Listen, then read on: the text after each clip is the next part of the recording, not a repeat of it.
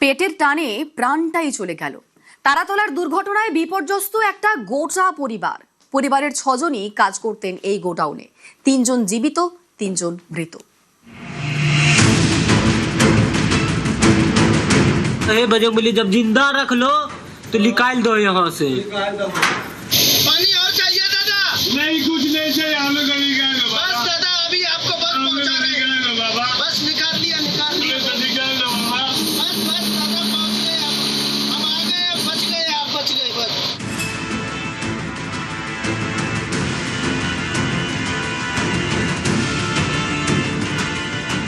কাজে এসেছিলেন 6 জন, বাড়ি ফিরছেন 3 জন। পরিবারের বাকি 3 জন শেষ তারাতলার এই ধ্বংসস্তূপের নিচে। বুধবারের দুর্ঘটনায় একই পরিবারের 6 জন চাপা পড়েছিলেন। বেঁচে ফিরলেন 3 জন, বাকি 3 জন মৃত। प्रशासन तो इतना हेल्प किया है तो आप बता भी नहीं सकते हम लोग। मेरा 5 भाई था, एक पापा था। और किसका देहांत हुआ है? किसका? मेरा 3 भाई का हुआ है। বিহারের বাসিন্দা রাজেন্দ্র কুমার এবং তার পরিবারের বেশ কয়েকজন এ রাজ্যে দিনমজুরের কাজ করতেন। তারাতলার গোডাউন নির্মাণের কাজে যুক্ত ছিলেন রাজেন্দ্র সহ তাদের পরিবারের 6 জন। বুধবারের বিপর্যয়ে সবাই ধ্বংসস্তূপে চাপা পড়ে যান। बजे बोली जब जिंदा रख लो तो निकाल दो यहाँ से। যুদ্ধকালীন তৎপরতায় উদ্ধার কাজে নামে সেনা। पानी और चाहिए दादा? नहीं, कुछ नहीं चाहिए, हम लोग अभी गए ना बस बाबा। दादा अभी आपको बस हम लोग पहुंचा अभी रहे गए हैं। ना बाबा। बस निकाल लिया निकाल दो बाबा। बस बस दादा पहुंच गए हम आ गए, बच गए, आप बच गए बस। 6 জনকেই উদ্ধার করা হয়, কিন্তু সবাইকে বাঁচানো যায়নি। 6 জনের মধ্যে বেঁচে 3 জন। কেমন আছেন আপনি? कैसे हैं अभी? এবং आप कैसे हैं? अरे आपका भाई तो है उधर। अभी हम ठीक हैं, जा रहे हैं पापा को लेके गाँव। রাজেন্দ্র কুমার রামের ছোট ছেলে মনু কুমার তার অলৌকিক উদ্ধার গোটা রাজ্য দেখেছে। প্রায় 14 ঘন্টা আটকে থাকার পর ধ্বংসস্তূপের নিচ থেকে এক বন্ধুকে ফোন করেন মনু। ফোনে কাতর আর্তি জানান। ফোনের টাওয়ার লোকেশন ট্র্যাক করে মনুকে উদ্ধার করে সেনা, কিন্তু শেষ রক্ষা হয়নি। উদ্ধার হওয়ার 24 ঘন্টার মধ্যেই মারা যান মনু কুমার। মনুর প্রাণ গেলেও বেঁচে ফিরছেন তার বাবা এবং দাদারা। ये अचानक मतलब बिल्डिंग गिर पड़ा सबका सर पे। और आप उधर थे? हाँ हम थे। वो जो इंजीनियर मतलब पास किया था बिल्डिंग को, तो वो मतलब किस सोच के पास किया था हमको ये, हम लोग उनको बोले, वो लोग मेरा बात नहीं माना। अब अपना ठेकेदार को बोले थे कि जब हम काम करते हैं, मशीन चलाते हैं, तो बिल्डिंग मतलब कभी कभी हिलता है। রুজি রুটির টানে বিহার থেকে বাংলায়, কে জানতো এই আশাই শেষ আশা। অভিজিৎ চন্দ্র, প্রীতি সাহা, নিউজ 18 বাংলা।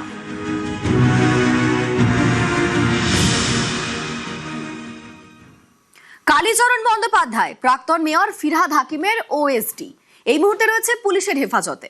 পুলিশের হেফাজতে রয়েছেন কালী, কিন্তু তারপরেও কেরামতি। জালে জড়িয়েও জেরায় অসহযোগিতার অভিযোগ। প্রাক্তন মেয়রের ওএসডি কে ম্যারাথন জেরা পুলিশের।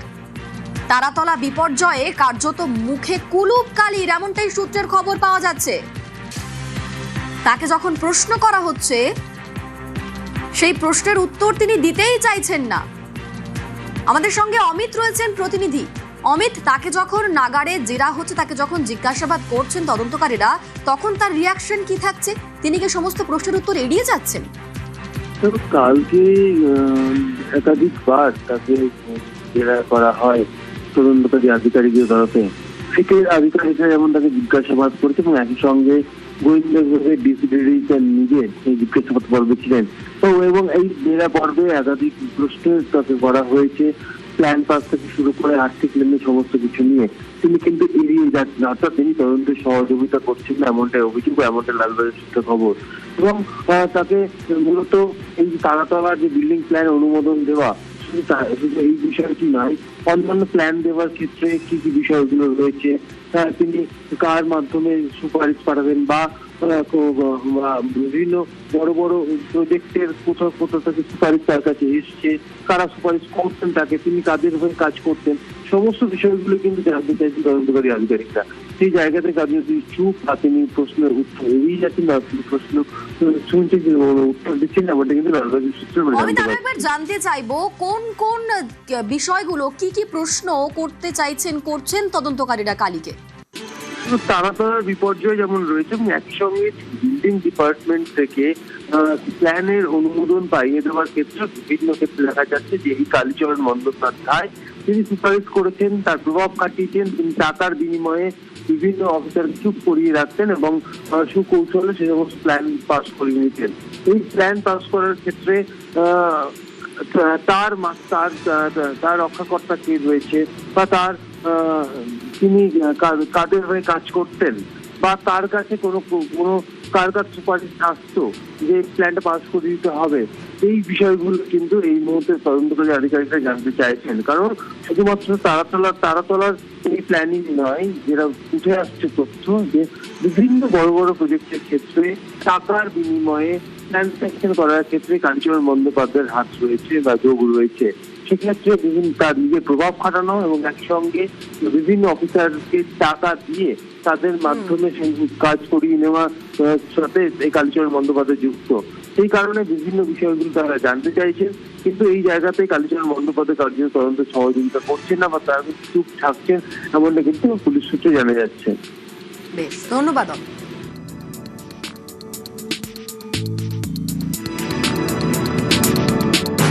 রিষড়ার দিকে নজর রাখবো। স্ত্রীকে খুন করে আত্মঘাতী স্বামী। রিষড়ায় পরকীয়ার অভিযোগে স্ত্রীকে খুন, গলা কেটে স্ত্রীকে খুন করে পলাতক স্বামী। মহিলার চিৎকার শুনে পুলিশে খবর, পুলিশ এসে মনিকার দেহ উদ্ধার করে। স্ত্রীকে খুন করে আত্মঘাতী স্বামী দীপঙ্কর। বেলগাছিয়া মেট্রো স্টেশনে ঝাঁপ দেন স্বামী।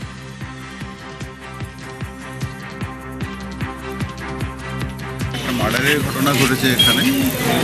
এক ভদ্রমহিলা, তার গলায় আঘাতের চিহ্ন ছিল, বডি পাঠিয়ে দেওয়া হয়েছে হাসপাতালে। জয়নগরে শিশুকে মারধরের ঘটনায় গ্রেফতার 3। 11 বছরের বালককে ঝুলিয়ে নির্যাতন মারধর করা হয়। মারধরের ভিডিও ভাইরাল হতেই অ্যাকশন পুলিশের। অভিযুক্ত তপন হালদার সহ 3 জনকে গ্রেফতার।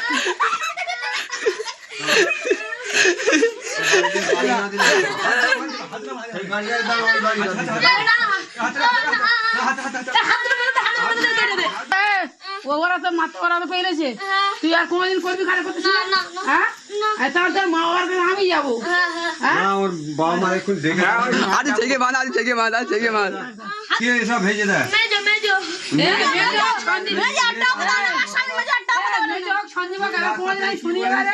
এই তবুল কালা, এই তবুল কালা, এই বলিস ওরা ওইটি ভেজে দিল। কে ভেজে দিল? মুভি মারবা একটু, তুই বলবি জীবনে বলবি তো।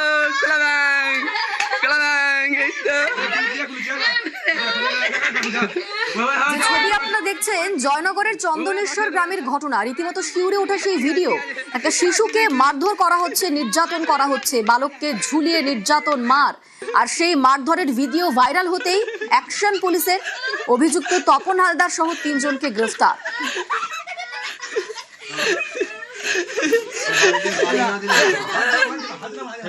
একটা ছেলে আমার ছেলেকে ধাক্কা মারলে তপন হালদারের গায়ে গিয়ে পড়লো। একটা কানুর বুস খাওয়ানোর পরে ছেলেকে আম গাছের গায়ে ঝুলিয়ে মারা হয়েছে। একটু অবস্থাকে মারতে হয়ে গেছে। ছেলেকে বলছে আমার ভুল হয়ে গেছে, তোমার 2 পায়ে পড়ছি। ওর বউকে বলছে জেঠিমা আমার ভুল হয়ে গেছে, ক্ষমা করে দাও, আমি আর এই নেক্সট টাইম এই কাজ করবো না। তার সত্ত্বে ছেলেকে মেরে ফেলার উদ্দেশ্য নিয়েছিল।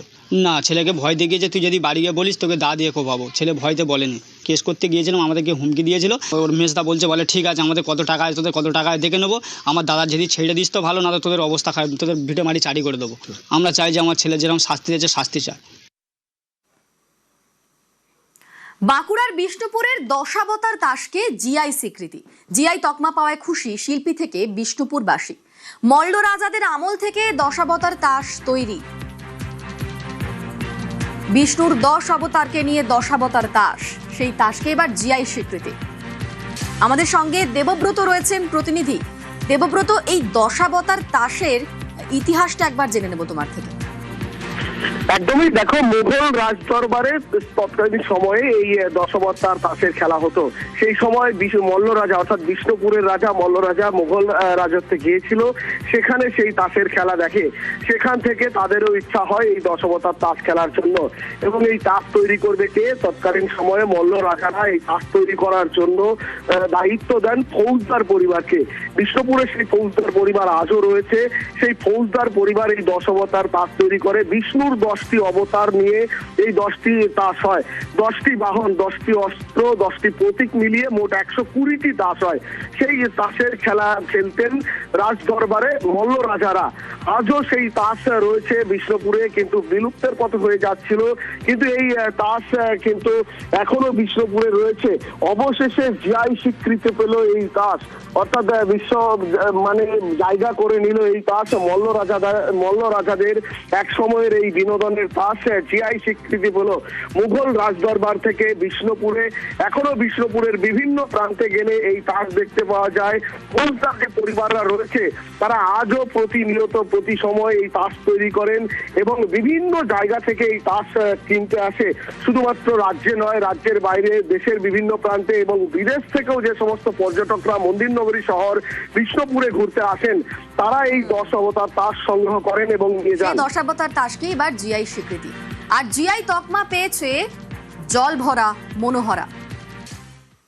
বাংলার মিষ্টি ইতিহাসের নতুন অধ্যায়, জিআই তকমা পেল জল ভরা মনোহরা। জিআই ট্যাগ পেল চন্দননগরের জল ভরা আর জনাইয়ের মনোহরা। দীর্ঘ প্রতীক্ষা, আইনি লড়াইয়ের পর জিআই স্বীকৃতি। পশ্চিমবঙ্গ দিবসে তারকেশ্বরে প্রধানমন্ত্রীকে জল ভরা উপহার দেওয়া হয়, আর তার 7 দিনের মধ্যেই সুখবর, জিআই স্বীকৃতি পেল জল ভরা মনোহরা। বলাগড়ের নৌকোর এমন কি বিষয় যেটার জন্য ভৌগোলিক স্বীকৃতি বলাগড়ের নৌকো পাবে? তখন আমাদের ল বিশ্ববিদ্যালয়ে কলকাতায় ডক্টর পিনাকি ঘোষ, শান্তনু পান্ডা, তিনি বারবার এসছেন। ল বিশ্ববিদ্যালয়ের একাধিক টিচাররা এসছেন, কারণ এটা আপনারা জানেন পুরোটাই আইনি ব্যাপার। আইনগতভাবে গবেষণাপত্র তৈরি হয়ে সাবমিট করতে হয়। সেই রকমভাবে সাবমিট করা হয়েছিল। তার 5টা হিয়ারিং হয়েছে।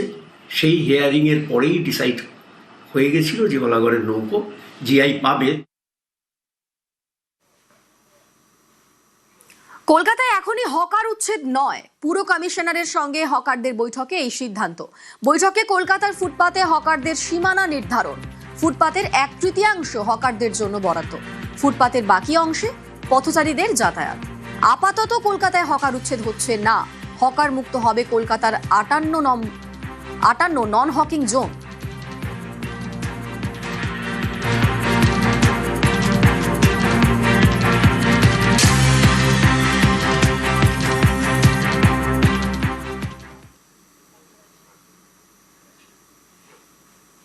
করাচিতে আধা সেনা হেডকোয়ার্টারে জঙ্গি হানা।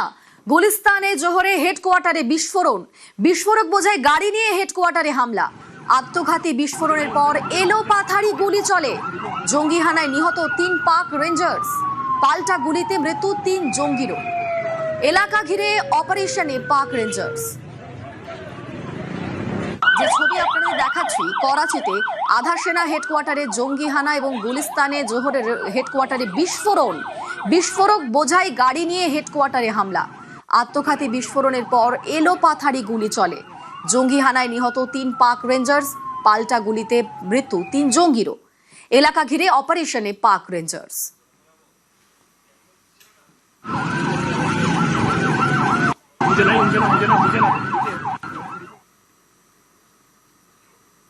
হরমুজ প্রণালীতে ফের উত্তেজনা, ফের মার্কিন নিশানায় ইরান। 10টি সেনা ঘাঁটিতে হানা, দাবি মার্কিন প্রেসিডেন্টের। দক্ষিণ ইরানের সিরিকতে মিসাইল হানা, গুড়িয়ে দেওয়া হয় এয়ার ডিফেন্স সিস্টেম। তছনছ রেভলিউশনারি গার্ডের সামরিক পরিকাঠামো। বৃহস্পতিবার ওমান উপকূলে জাহাজে ইরানি শান্তি চুক্তি ভাঙার অভিযোগে এবার বদলা আমেরিকা। স্ট্রেট অফ হরমুজে আবারও উত্তেজনা, আবারও মার্কিন নিশানায় ইরান। 10টি সেনাঘাঁটিতে হানা, দাবি মার্কিন প্রেসিডেন্টের। দক্ষিণ ইরানের সিরিকতে মিসাইল হানা, গুড়িয়ে দেওয়া হয় এয়ার ডিফেন্স সিস্টেম। তছনছ রেভলিউশনারি গার্ডের সামরিক পরিকাঠামো। বৃহস্পতিবার ওমান উপকূলে জাহাজে ইরানি শান্তি চুক্তি ভাঙার অভিযোগে এবার বদলা আমেরিকা।